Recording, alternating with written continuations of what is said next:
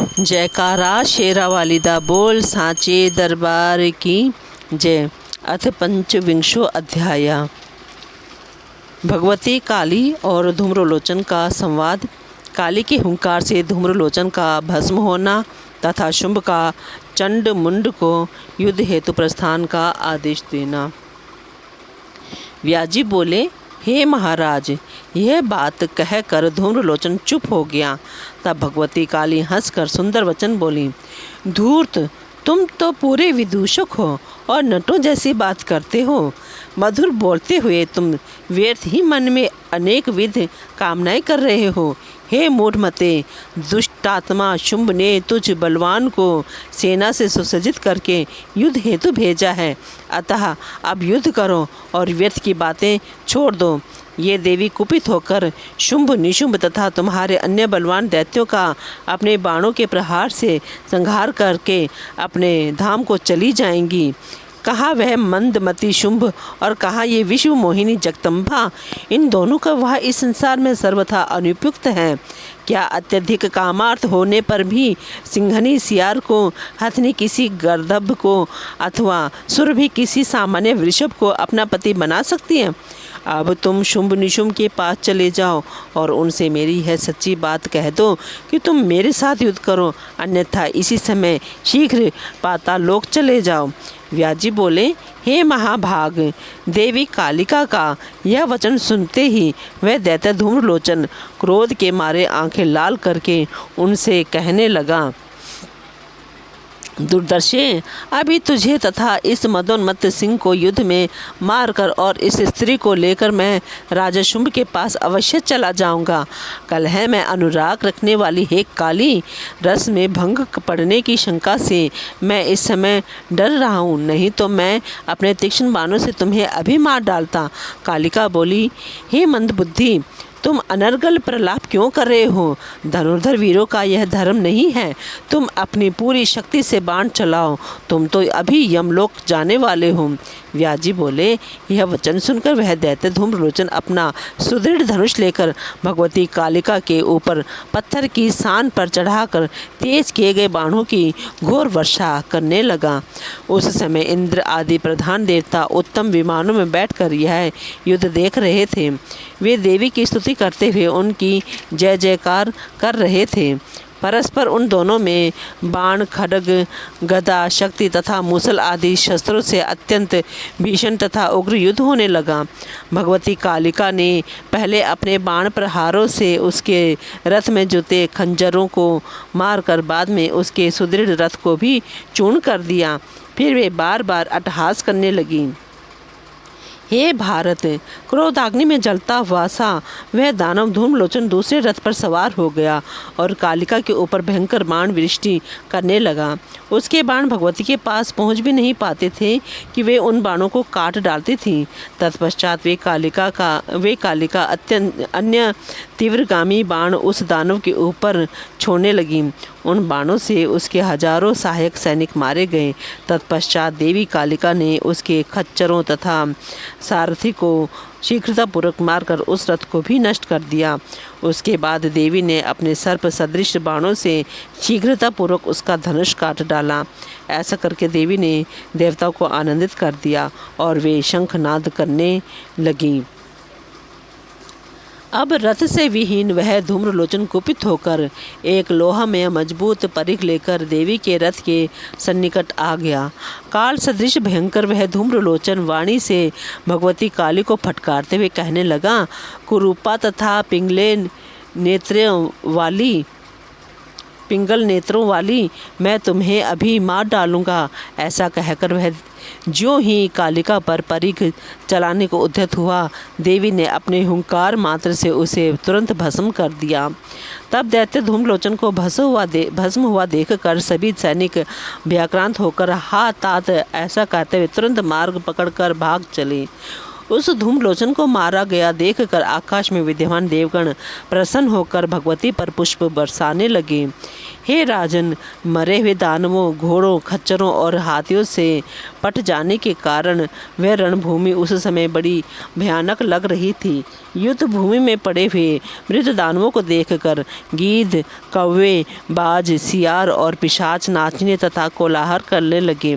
अब भगवती अंबिका ने उस रणभूमि को छोड़कर वहां से कुछ दूरी पर जाकर अत्यंत तीव्र तथा भयदायक शंखनाद किया। अपने महल में स्थित शुंभ को भी वह भयानक शंख ध्वनि सुनाई पड़ी। उसी समय उसने भाग कर आए हुए बहुत से दैत्यों को देखा। उनमें से बहुतों के अंग भंग हो गए थे और वे रक्त से लथपथ थे। अनेक दैत्यों के हाथ पैर कट गए थे और नेत्र भग्न हो गए थे। कुछ दैत्य तो शैया आदि पर लाद कर लाए जा रहे थे। बहुतों की पीठ, कमर और गर्दन टूट गई थी। सबके सब जोर जोर से चीख रहे थे। उन्हें देखकर शुंभ निशुंभ ने सैनिकों से पूछा, धूम्रलोचन कहाँ गया? तुम लोग इस तरह अंग भंग होकर क्यों आए हो और उस सुंदर ने मुख वाली स्त्री को क्यों नहीं लाए? हे मूर्खों, सही सही बताओ कि मेरी सेना कहाँ गई और भय को बढ़ाने वाला यह किसका शंखनाद इस समय सुनाई पड़ रहा है? गण बोले, संपूर्ण सेना मार डाली गई और धूम्रलोचन का भी संहार कर दिया गया। रणभूमि में यह अमानुषिक कार्य कालिका के द्वारा किया गया है।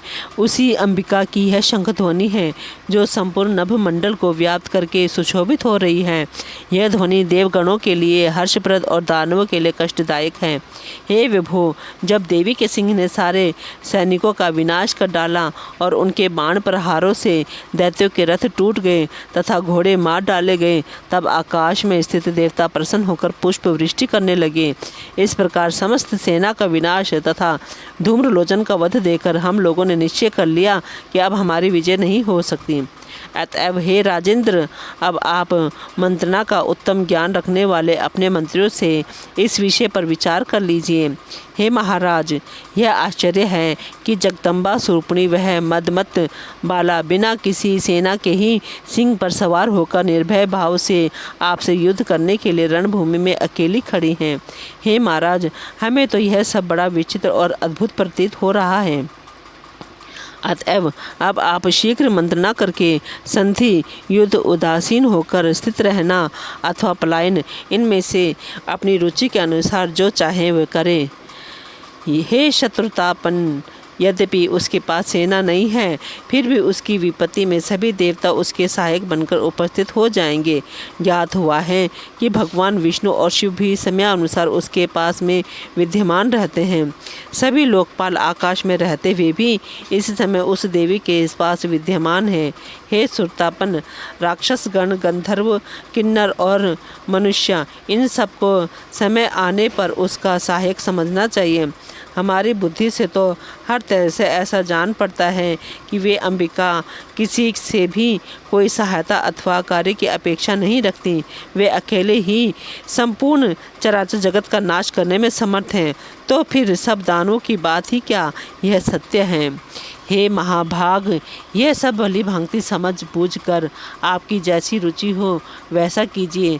सैनिकों को तो अपने स्वामी से हितकर सत्य और नपीतुली बात कहनी चाहिए।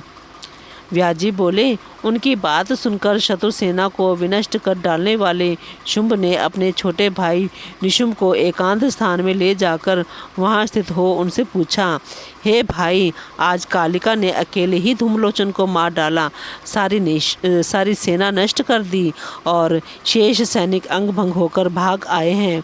अभिमान में चूर रहने वाली वही अंबिका शंखनाद कर रही है। काल की गति को पूर्ण रूप से समझना ज्ञानियों के लिए भी अत्यंत कठिन है। काल की प्रेरणा से तृण वज्र बन जाता है और वज्र तृण बन जाता है और बलशाली प्राणी बलहीन हो जाता है। दैव की ऐसी विचित्र गति है। हे महाभाग, मैं तुमसे पूछता हूँ कि अब आगे मुझे क्या करना चाहिए। ऐसा लगता है कि अंबिका किसी उद्देश्य से यहाँ आई हुई हैं, अतः निश्चय ही वह हमारे भोग के योग्य नहीं है। हे वीर, तुम मुझे शीघ्र बताओ कि इस समय भाग जाना उचित है या युद्ध करना। यद्यपि तुम छोटे हो, फिर भी इस संकट के समय मैं तुम्हें बड़ा मान रहा हूँ। निशुम्भ बोला, हे अनघ, इस समय ना तो भागना उचित है और ना तो किले में छिपना ही ठीक है। अब तो इस स्त्री के साथ हर प्रकार से युद्ध करना ही श्रेयस्कर है। श्रेष्ठ सेनापतियों को लेकर मैं अपनी सेना के साथ युद्ध भूमि में जाऊंगा और उस कालिका को मारकर तथा अबला अंबिका को पकड़कर शीघ्र यहाँ ले आऊँगा। और यदि बलवान दैव के कारण इसके विपरीत हो जाए तो मेरे मर जाने पर बार बार सोच विचार कर ही आप कोई कार्य कीजिएगा। छोटे भाई निशुम्भ की यह बात सुनकर शुम्भ ने उससे कहा, अभी तुम ठहरो, पहले पराक्रमी चंडमुंड जाएं। खरगोश पकड़ने के लिए हाथी छोड़ना उचित नहीं है। चंडमुंड बड़े वीर हैं, अतः ये दोनों उसे मार डालने में हर तरह से समर्थ हैं। अपने भाई निशुम्भ से ऐसा कहकर और उससे परामर्श करके राजा शुम्भ ने समक्ष बैठे हुए महान बलशाली चंडमुंड से कहा, हे चंडमुंड, तुम दोनों अपनी सेना लेकर उस निर्लज और मदोन्मत्त अबला का वध करने के लिए शीघ्र जाओ। हे महाभागो, रणभूमि में पिंग नेत्रों वाली उस कालिका को मारकर और अंबिका को पकड़कर यह महान कार्य करके यहाँ लौट आओ।